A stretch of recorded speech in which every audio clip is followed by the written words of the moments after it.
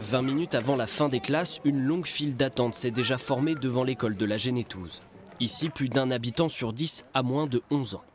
En majorité des enfants d'anciens citadins, tous venus chercher un peu d'espace dans ce village de la deuxième couronne de Limoges. On a choisi la Génétouze, les terrains étaient assez grands et puis on n'était pas non plus trop dépaysés au niveau campagne, vraiment la campagne. J'ai l'impression que les personnes ils cherchent plus un peu à s'isoler, sortir un peu de la ville pour pouvoir respirer et puis ne pas être trop loin non plus du centre. C'était aussi intéressant oui, au niveau des tarifs attractifs et au niveau de la superficie du terrain aussi parce qu'on cherchait un terrain assez grand, donc il fait 3000 m². Donc voilà, fallait s'éloigner un peu de Limoges pour trouver cette superficie-là en fait.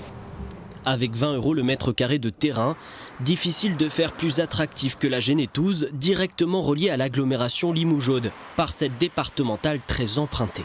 Nous sommes à 20 km, une vingtaine de minutes de la ville de Limoges, où la plupart des habitants travaillent, avec des services de qualité comme les écoles récentes.